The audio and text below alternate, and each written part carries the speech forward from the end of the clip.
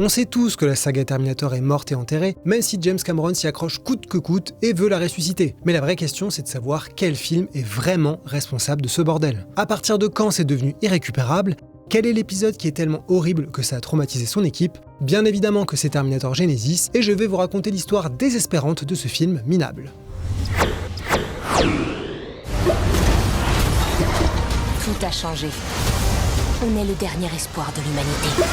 Salut, moi c'est Geoffrey et je sais très bien que personne ne tombera d'accord sur le pire Terminator. Est-ce que c'est Terminator Dark Fate qui marquait les retrouvailles entre Schwarzy, Linda Hamilton et James Cameron, notamment crédité au scénario? Est-ce que c'est Terminator 3 qui refaisait Terminator 2 en moins bien? Est-ce que c'est Terminator 4 Renaissance, que plein de gens n'aiment pas? Ou est-ce que c'est Terminator Genesis, ce magnifique navet qui part dans tous les sens et essaye d'être un remake du premier Terminator, mais aussi une espèce de reboot qui modifie toute l'histoire de la saga, qui devait relancer la saga en grande pompe avec une nouvelle trilogie et même une série, sauf que tout a été annulé. Ce Terminator Genesis qui a tellement été un enfer que tout le monde sentait venir la catastrophe avant la sortie et que plusieurs membres de l'équipe ont depuis confirmé que ça avait été un cauchemar. Oui, je pense que Terminator Genesis est le pire, mais en fait on peut lui dire merci, parce que toute cette histoire est tellement hallucinante et grotesque qu'il vaut mieux en rigoler, donc on va essayer d'en rigoler ensemble. Cette vidéo vous donnera peut-être envie de revoir Terminator Genesis ou n'importe quel autre film de la saga. Mais quitte à le faire, autant que ce soit avec du bon matos. Et c'est là qu'arrive notre fidèle partenaire, sonvideo.com. Nos camarades de sonvideo.com, ce sont aussi et surtout des experts dans le domaine de la hi-fi et du home cinéma. Leur spécialité, c'est vraiment le conseil et la pédagogie, que ce soit dans leurs 17 magasins en France ou sur leur site internet. Aujourd'hui, je vous propose la télé OLED Samsung, alors attendez, je me concentre, TQ55S92H, un beau bébé de 55 pouces à 1590 € au lieu de 1890, soit une belle économie de 300 €. La technologie OLED, tout simplement, c'est une dalle avec plein de diodes, ce qui fait que chaque pixel et même chaque sous-pixel génère ou non sa propre lumière. Et comme il n'y a plus besoin de rétroéclairage, ça permet d'avoir des écrans toujours plus fins, avec de meilleurs contrastes de couleurs et de la profondeur des noirs. Mieux encore, c'est aussi une télé sans reflet, qui s'appuie sur une autre technologie conçue pour limiter les perturbations visuelles qui viennent de sources lumineuses extérieures, et même en plein jour. Bref, tout est fait pour regarder un film, une série ou jouer aux jeux vidéo avec un confort optimum. N'hésitez pas à cliquer sur le lien en description pour profiter de cette promotion et surtout profitez-en pour visiter le reste du catalogue de sonvideo.com. Je vous promets que j'ai essayé de pas être méchant et moqueur, mais franchement ils font exprès. Vous allez voir que dès le début de cette histoire, c'est compliqué. Déjà, faut avoir en tête une chose. Terminator Genesis, comme plein d'autres films, a été construit sur le cadavre d'un autre projet abandonné dans la saga, puisque Terminator Renaissance devait lancer sa propre trilogie. Mais il y a eu deux problèmes. Le premier, le film a rencontré un succès beaucoup trop tiède, avec 371 millions de dollars au box-office mondial, pour un budget officiel de 200 millions, nettement moins que Terminator 3 qui avait encaissé plus de 433 millions en ayant coûté moins cher. Deuxième problème, directement lié au premier, la boîte de production Halcyon Company a fait faillite et a revendu les droits. Après ça, il y a eu la rumeur d'un film d'animation Terminator, et surtout d'un nouvel épisode avec Schwarzenegger et Justin Lin, le réalisateur de Fast and Furious 3, 4, 5, 6 et 9 depuis. Donc en gros, même si c'était un peu le bordel d'un point de vue business, plein de gens se battaient pour vendre ou racheter les droits de Terminator. Mais c'est finalement un studio inattendu qui a mis la main dessus, Annapurna Pictures. Inattendu parce qu'à l'époque, le nom d'Annapurna était associé à des films qui n'avaient rien à voir avec les blockbusters comme Terminator. The Master de Paul Thomas Anderson, Zero Dark Thirty de Catherine Bigelow, Spring Breakers de Harmony Korine, Her de Spike Jonze ou encore American Bluff de David O. Russell. Et en même temps, ne croyez pas qu'on parle d'un tout petit studio indépendant créé simplement par des cinéphiles passionnés. Annapurna a été fondée en 2011 par Megan Ellison, la fille du milliardaire Larry Ellison, qui à l'époque pesait apparemment dans les 36 milliards et quelques. Oh, je suis au nirvana des pépettes. Et son frère, c'est David Ellison, qui a fondé son studio aussi, Skydance Media, qui a depuis racheté la Paramount et qui est actuellement en train de racheter le studio Warner Bros. On est donc sur une famille très banale qui doit avoir des discussions toutes simples le dimanche midi autour de l'apéro. Après 1 an et demi de négociations, Megan Ellison et Annapurna ont donc mis la main sur les droits de Terminator, avec l'aide du frérot de Skydance Media pour les coproduire, histoire que ça reste dans la famille. Là, on est en décembre 2012. Coût de l'opération, moins de 20 millions de dollars. Ça peut sembler énorme, sauf que les droits avaient été vendus juste avant à quasiment 30 millions de dollars. Alors vraiment, on pourrait passer des heures sur le gigantesque bordel des droits de Terminator, mais l'une des explications, c'est que les droits revenaient théoriquement à James Cameron en 2019. Donc là, ils achetaient seulement quelques années de Terminator avant d'éventuels soucis. Et comme ça a pris du temps, ils sont passés de 3 à peut-être 2 films et la somme a baissé. Et vous savez ce qui est arrivé environ 1 an après ? Annapurna a lâché Terminator. En janvier 2014, Megan Ellison a annoncé qu'elle ne financerait plus le film, mais en resterait productrice exécutive. Pourquoi ? Peut-être parce qu'elle n'avait rien à faire avec la franchise Terminator, qui faisait tâche chez Annapurna au milieu des Phantom Thread, Sorry to Bother You, ou encore si Beale Street pouvait parler. Ou peut-être qu'elle avait eu les yeux plus gros que le ventre en voulant s'essayer au blockbuster hors de prix, alors qu'elle travaillait sur des films beaucoup moins chers à côté. Dans tous les cas, devinez qui a récupéré Terminator ? Le frérot, tout simplement. David Ellison, avec sa boîte Skydance, s'est ainsi retrouvé à la tête du film, alors qu'il devait au départ simplement épauler sa sœur. Skydance aurait financé 66% de Terminator Genesis, le reste étant géré par le studio distributeur Paramount. Et si vous avez bien suivi tout ce que j'ai raconté depuis le début, vous savez que Skydance et Paramount ont fini par fusionner. De combien d'argent on parle ? Le budget de Terminator Genesis c'était 155 millions de dollars selon Variety. Alors ça arrache la gueule de le dire comme d'habitude, mais c'était pas cher comparé aux gros films sortis la même année. Au moins 250 millions pour le James Bond Spectre, le premier Jurassic World, et Fast and Furious 7 selon Deadline. Pas moins de 500 millions de dollars pour Avengers 2 selon les chiffres de Disney analysés par Forbes, et carrément 535 millions pour Star Wars 7, le réveil de la force, toujours selon Forbes. Mais notons tout de même que Mission Impossible Rogue Nation avait coûté à peu près autant que Terminator Genesis, donc tout le monde n'est pas entièrement fou. Enfin, pas tant que ça, parce que ce budget relativement modeste n'a pas empêché Genesis d'être un échec industriel, mais ça on en reparle après parce que là aussi c'est très drôle. En parallèle de toutes ces histoires de gros sous, Terminator Genesis se mettait en place, et c'était le sujet qui excitait tout le monde à Hollywood, parce que ça restait quand même Terminator. Premier sujet, qui pour réaliser ce 5e épisode de la saga ? En septembre 2023, c'est le nom d'Alan Taylor qui est sorti. Il avait déjà un gros CV côté série, avec Oz, à la Maison Blanche, Les Sopranos, Six Feet Under, Lost, Rome, Mad Men, et bien évidemment Game of Thrones, où il a signé quelques épisodes marquants, comme les 2 derniers épisodes de la saison 1, les 2 premiers de la saison 2, ainsi que le dernier de la saison 2. Mais surtout, Alan Taylor sortait d'un des pires Marvel à l'époque, Thor 2, Le Monde des Ténèbres. Il avait remplacé Patty Jenkins, la future réalisatrice de Wonder Woman qui avait claqué la porte, et par la suite il a avoué que l'expérience avait été très désagréable et que Marvel avait modifié plein de choses durant la post-production. C'est important d'avoir ça en tête avant Terminator Genesis, parce que le réalisateur avait retenu la leçon et ça lui a permis de ne pas retomber dans le panneau. Non, je rigole, il avait pas du tout retenu la leçon et ça a été au moins aussi horrible que sur Thor 2. En novembre 2013, le casting de ce Terminator a commencé à se mettre en place autour de Schwarzenegger, bel et bien de retour. Pour le personnage culte de Sarah Connor, plusieurs actrices ont passé des essais, notamment Brie Larson et Tatiana Maslany. C'est finalement Emilia Clarke qui l'a décroché, et c'était peut-être pas si étonnant puisqu'elle avait travaillé avec Alan Taylor sur la série Game of Thrones. Et en parlant de Sarah Connor, je suis sûr que des gens vont dire dans les commentaires que je ferais mieux de parler du meilleur Terminator que tout le monde a oublié, la série Terminator, les chroniques de Sarah Connor. Eh bien oui, vous n'avez pas tort, mais je vais répondre comme d'habitude que j'ai écrit un article à ce sujet. Parce que oui, Écran Large, c'est avant tout un site avec des articles. C'est notre QG, c'est là qu'on travaille le plus, qu'on prépare nos sujets, qu'on affûte nos armes, qu'on teste nos pires blagues et jeux de mots, et qu'on peut ensuite venir ici faire nos vidéos. Le seul moyen de pouvoir continuer à exister alors que tous les médias s'écroulent, c'est grâce à votre soutien avec un abonnement. Même pas 5 € par mois pour avoir accès à des articles et parfois des podcasts exclusifs et éviter l'apocalypse d'un monde sans médias libres et indépendants fait par des humains. Pas de pression, mais les détails c'est dans la description de la vidéo. Je reviens au film. Pour le rôle tout aussi important de Kyle Reese, plusieurs noms sont sortis. Gareth Edlund qu'on a vu dans Tron l'héritage, Boyd Holbrook vu depuis dans Logan the Predator et Indiana Jones 5, et Tom Hardy, qui était apparemment le choix numéro 1 d'Alan Taylor. On pourrait dire qu'après The Dark Knight Rises et Mad Max Fury Road, il n'avait aucun intérêt à signer pour un truc comme Terminator, mais juste après il fera Venom. C'est finalement Jai Courtney, vu dans Die Hard 5 et Divergente, et qu'on qualifierait de Tom Hardy version farfouille, si on était méchant, qui a été casté. Pour John Connor, c'est Jason Clarke qui a été choisi, et le producteur David Ellison a par la suite expliqué que ça avait été toujours son choix numéro 1, depuis qu'il l'avait vu dans le film Zero Dark Thirty, produit par sa sœur. Autre nom important au casting, Matt Smith. Et vous allez voir que c'est très drôle puisque Deadline en mai 2014 annonçait qu'il était casté dans la trilogie Terminator, avec un rôle lié à John Connor qui allait devenir plus important dans le 2e et le 3e film. Évidemment, ça n'a jamais eu lieu, mais ça j'en reparle un peu après. Avant de devenir une catastrophe, est-ce que Terminator Genesis a au moins été une expérience sympa pour l'équipe ? Eh bien non, comme je vous le disais, pas du tout.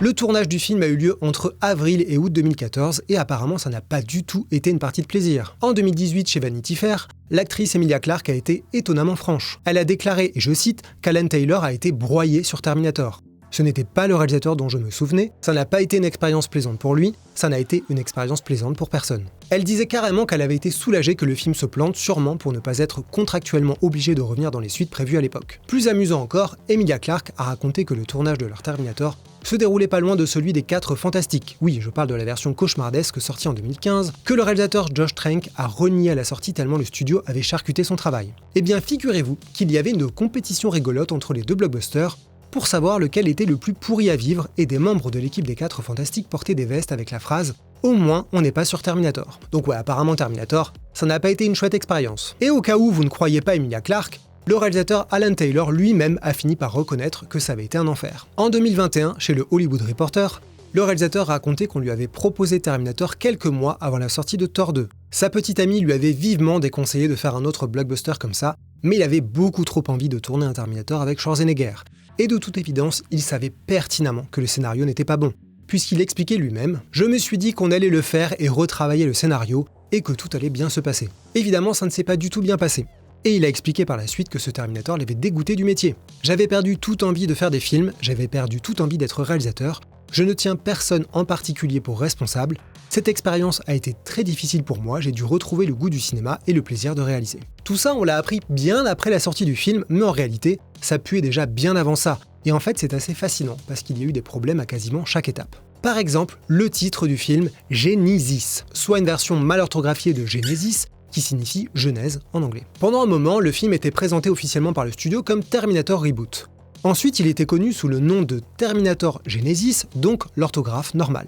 Et en août 2014, vers la fin du tournage, ils ont révélé que le titre officiel était Genesis avec une photo de Schwarzy de dos. Alors oui, je sais, dans le film, Genesis est le nouveau nom de Skynet, où il y a un Y, donc peut-être qu'ils ont aussi rajouté un Y pour inciter sur ce point, ce qui était déjà une idée de merde. En tout cas, sachez que ça a suffisamment attiré l'attention pour que le producteur David Ellison lui-même se retrouve à l'expliquer. Et ça valait son pesant de cacahuètes parce qu'en gros, il a dit qu'il voulait un nom que Google aurait pu inventer, que c'était une référence à la Genèse au cas où quelqu'un était trop con pour ne pas l'avoir compris, et qu'il voulait que ça se prononce différemment, pour signifier que c'était un nouveau départ, une nouvelle ère, comme ces hybrides humains-robots. Si vous trouvez ça complètement bête, vous n'avez pas tort, Ellison lui-même reconnaissait que ça n'avait pas trop fonctionné vu les réactions du public. Tout ça, je le rappelle, pile au moment de la sortie du film. Je sais pas si on a d'autres exemples de blockbusters dont le titre a été expliqué par le producteur à la sortie. Mais avant l'arrivée en salle, il y avait eu une autre blague. En octobre 2014, quelques mois après la fin du tournage, le studio a lancé la promo avec une série de photos incroyables chez Entertainment Weekly. Imaginez donc, vous faites un nouveau Terminator avec Schwarzy et un nouveau casting pour incarner les rôles emblématiques de la saga. Vous avez un budget de plus de 150 millions, vous voulez vendre du rêve, alors qu'est-ce que vous faites ? Apparemment vous allez sur le parking derrière le studio, vous donnez de gros guns à vos acteurs et actrices, et vous leur demandez de hurler dans le vide. Et paf, vous avez de super photos pour décorer vos chiottes. Bon, j'exagère un peu. Sur la photo de groupe, ils font juste la gueule, et Schwarzenegger avait piscine, il a échappé à cette séance photo de l'enfer. Lui, on l'a découvert dans une image du film, tout simplement. Là encore, je vous laisse imaginer à quel point les gens se sont moqués de ça, à juste titre. En décembre 2014, première bande-annonce. On voit les nouveaux John Connor et Kyle Reese se battre contre les robots du futur, un Schwarzy Terminator envoyé dans le passé pour tuer la nouvelle Sarah Connor, bref, une sorte de remake-reboot à peine caché du premier Terminator, sauf que là, c'est Sarah Connor qui vient sauver Kyle Reese. Viens avec moi si tu veux vivre. Face à un nouveau méchant Terminator, pendant qu'un gentil Schwarzy tue un méchant Schwarzy et que tout le monde essaye d'arrêter le jugement dernier. Je crois qu'on peut appeler ça du fanservice. Mais bon, jusque-là, malheureusement, rien de très spécial. En avril 2025, à 3 mois de la sortie au cinéma, deuxième bande-annonce, et là, ça commence à sérieusement dérailler, puisqu'on nous révèle un tout petit détail de rien du tout. Dans Terminator Genesis, John Connor est un robot. Le fils héroïque de Sarah Connor est donc du côté des ennemis. Évidemment, c'était une idée de merde de révéler cette information qui arrive à plus de la moitié du film, dans une scène censée être dramatique. C'est un twist au bout d'1h07 du film, sur un film... C'est un twist au bout d'1h07 minutes, c'est un film qui arrive... C'est un twist qui arrive au bout d'1h07 sur un film qui dure 2h05. On pourrait dire que c'était de toute façon une idée de merde de transformer John Connor en Terminator, mais ça c'est un autre sujet. En juin 2025, quelques semaines avant la sortie, le réalisateur Alan Taylor a reconnu dans une interview avec Uprocks, qu'il avait eu, et je cite, quelques discussions désagréables avec le studio à propos de la bande-annonce, qu'il aurait préféré que certaines choses restent secrètes avant la sortie, et que la question du marketing avait été pour le moins compliquée à gérer. En réalité, le problème allait bien au-delà de ça. Il disait qu'il comprenait le défi que l'équipe marketing devait relever avec ce Terminator, et déclarait « Je pense qu'ils estimaient devoir envoyer un message fort à un public très méfiant pour lui montrer qu'il y avait quelque chose de nouveau. Ils craignaient que les gens ne perçoivent ce film à tort comme une une sorte de reboot, et aucun d'entre nous ne voulait faire un reboot des deux films parfaits de James Cameron.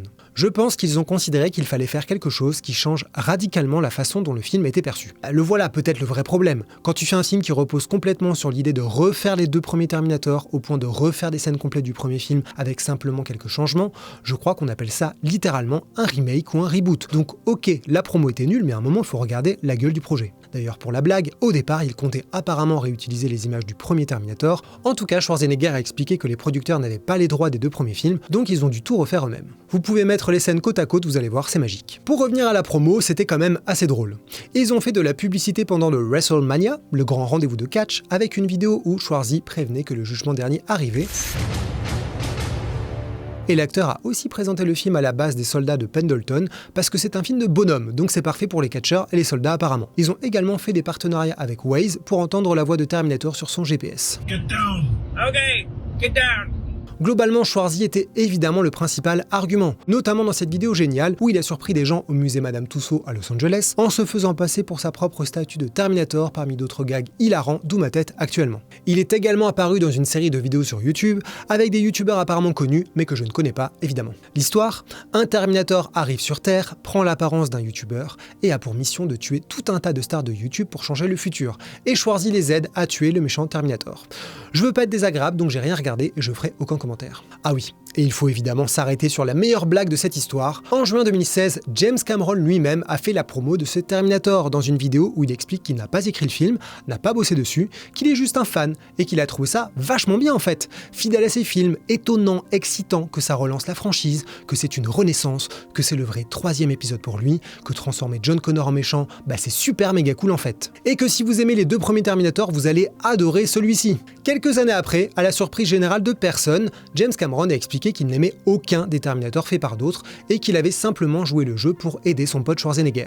À garder en tête dès que vous entendez quelqu'un dire du bien d'un film qui a l'air pourrave, genre Tom Cruise qui aurait dit que The Flash c'était super bien. Et vous savez quoi ? Malgré tout ce bordel, Terminator Genesis n'a même pas été un si gros échec que ça au cinéma, d'un strict point de vue financier. Le film a officiellement coûté dans les 150-160 millions, auxquels il faut rajouter le budget marketing que les producteurs ne révèlent jamais. Mais bon, sur un tel film, on peut estimer que c'est dans les 100 millions, comme on peut le voir sur d'autres films du même genre. Au box-office, le film a encaissé 440 millions de dollars dans le monde. C'est comparable à Terminator 3 qui avait coûté un peu plus cher et rapporté un chouïa moins en 2003. Et c'était vraiment mieux que Terminator 4 qui avait coûté dans le 200 millions et s'était contenté de 371 millions au box-office. Mais bon, c'était pas la joie non plus. En 2015, Terminator Genesis était le 17e plus gros score de l'année entre San Andreas avec Dwayne Johnson et Kingsman. 440 millions, c'était bien, mais c'était quand même des clopinettes comparé aux 2 milliards de Star Wars, aux 1,6 milliards de Jurassic World, aux 1,5 milliard de Fast and Furious 7, aux 1,4 milliard d'Avengers 2, aux 1,1 milliard des Minions ou même aux 880 millions de Spectre. Mission Impossible 5, Hunger Games 2, Seul sur Mars et même 50 nuances degrés et Ant-Man ont tous fait mieux. Alors certes, vous pourriez me répondre que Terminator n'a jamais tapé aussi haut au box-office, et c'est vrai. Terminator 2 reste le plus gros score de la saga, avec plus de 517 millions au total au fil des ressorties depuis 1991, et encore sans prendre en compte l'inflation, parce que ça représente en réalité beaucoup plus. Mais il y a un vrai souci caché dans le box-office de Genesis, c'est son score au box-office nord-américain, parce qu'il est très important, c'est là qu'un studio américain récupère le plus sur les recettes, environ la moitié. En 2015, une chef du studio Skydance, qui s'appelle Dana Goldberg, expliquait à The Wrap qu'ils étaient plutôt contents du score au box-office mondial, mais que le score au box-office nord-américain était décevant. Merci à elle pour son honnêteté. Car Genesis a encaissé à peine 90 millions au box-office domestique, comparé aux 150 millions de Terminator 3 ou même aux 125 millions de Terminator 4, c'était vraiment pas un bon signal. Ce qui est sûr, c'est que personne n'a été vraiment satisfait de ce film et tout le monde a vite essayé de faire oublier toutes les annonces. Heureusement, Internet est là pour servir de mémoire collective. En 2014, alors que le tournage de cette daube venait à peine de se terminer, le studio Paramount a légèrement mis la charrue devant les bœufs et annoncé que le prochain Terminator sortirait en 2017 et celui d'après en juin 2018, parce que oui, c'était une trilogie. Ils y croyaient tellement que c'était alors présenté comme Terminator 2 et Terminator 3, parce que c'était censé relancer la saga. Dans un article de Slash Film publié en mars 2015 et écrit après avoir visité le plateau de tournage de Genesis et parlé avec toute l'équipe, on apprenait même qu'ils avaient en tête de tourner les deux suites d'un coup, un peu comme Matrix Reloaded et Matrix Revolutions, et avec un gros tournage de 9 mois. Danny Dyson, le fils de Miles Dyson derrière ce fameux Genesis, devait apparemment tenir un rôle important dans la trilogie. Fin 2015, Dana Goldberg, toujours la même du studio Skydance, assurait que les suites n'étaient pas en pause, mais qu'il y avait un réajustement. et que la production du prochain film ne serait pas lancée comme prévu début 2016. En janvier 2016, 6 mois après la sortie de Terminator Genesis, ces deux suites disparaissaient du planning de Paramount, ce qui n'a surpris personne. Mais alors de quoi devaient parler ces suites abandonnées? En 2015, le réalisateur Alan Taylor déclarait chez The Verge qu'il connaissait les grandes lignes et savait comment cette trilogie devait se terminer. Il évoquait notamment une chose, on allait découvrir qui avait envoyé ce T-800 dans le passé pour aider la jeune Sarah Connor et ainsi changer toute l'histoire. L'acteur Jason Clarke, qui incarne John Connor, a redonné quelques infos en 2018 chez Collider. Il confirmait que l'équipe avait bel et bien un plan en tête pour les films suivants, et le deuxième épisode aurait dû se concentrer sur John Connor et tout ce qui lui est arrivé quand Skynet l'a enlevé pour en faire une espèce de machine. Ça devait être le point de départ de la suite, histoire d'expliquer tout ce que Genesis n'avait pas montré. L'acteur disait qu'il était un peu déçu que ça n'avait pas pu se faire, tout en laissant entendre que la fabrication du film avait été compliquée avec beaucoup de changements en cours de route. Et c'est là que je répète que Matt Smith devait jouer un rôle central dans les suites. Pour rappel, il joue un Terminator ultra futuriste qui incarne en quelque sorte Skynet, histoire que ce soit un ennemi bien réel et pas une entité abstraite. Je pense donc qu'ils avaient prévu d'avoir un combat où les héros tabassent Skynet lui-même, sûrement adepte de Kung Fu. Quel dommage, on verra jamais ça. C'est là qu'on peut aussi parler de la scène post-générique de Genesis, absolument passionnante. Dans les débris des locaux de Genesis, on nous montre que Genesis a survécu puisque regardez, la grosse boule rouge est encore là. En tout cas, si vous faites partie des fans hardcore de Genesis, on juge pas, vous savez que j'ai oublié un petit quelque chose. Le jeu vidéo mobile Terminator Genesis Future War, qui est une suite du film. C'est un jeu de stratégie en temps réel massivement multijoueur où on peut jouer soit du côté de la résistance, soit du côté de Skynet pour faire la guerre. C'est sorti en 2017, donc à un moment où tous les plans de suite avaient été abandonnés. Est-ce que c'est bon? Est-ce qu'on est tous d'accord pour dire que Terminator Genesis est un effroyable et hilarant désastre? Alors oui, je vous vois venir, vous allez me dire que Dark Fate, sorti en 2019, a fait pire. Alors moi je trouve que ce mauvais film est quand même un peu moins mauvais que Genesis, même si ce combat d'infirme ne mérite pas qu'on y passe 3 heures. Mais une chose est sûre, ce 6ème Terminator a été un bide absolu. Avec un budget de 185 millions, il s'est crashé au box-office avec 261 millions de dollars. Genesis, pour rappel, c'était 440 millions. Et Terminator Renaissance, c'était 371 millions. Donc ouais, Dark Fate a été le dernier clou dans le cercueil de la saga, mais c'est évident que ça sentait déjà le sapin avec Genesis qui lui a savonné la planche. Le bon vieux Schwarzy résumait bien ce bordel chez le Hollywood Reporter en 2023. Questionné sur l'état de la saga, il a expliqué que la franchise n'était pas finie, mais que c'en était fini pour lui. Il déclarait « J'ai parfaitement compris que le monde voulait passer à autre chose en ce qui concerne Terminator. Les 3 premiers films étaient excellents, le 4e j'étais pas dedans parce que j'étais gouverneur, ensuite les 5e et 6e n'ont pas été à la hauteur en ce qui me concerne. On le savait dès le départ parce que les scénarios n'étaient tout simplement pas assez bien écrits. Incroyable, il faudra donc un bon scénario pour faire un bon film, j'espère que tout le monde l'a noté celle-là. Sinon ma vidéo sur Terminator 3 est actuellement le 4e plus gros score sur notre chaîne YouTube, moi je dis qu'on peut faire mieux, donc je compte sur vous pour aller la revoir en boucle et m'aider à écraser mes collègues. Et là promis, je ferai une vidéo sur la série Terminator, les chroniques de Sarah Connor. En attendant, merci d'avoir regardé jusqu'au bout et à bientôt.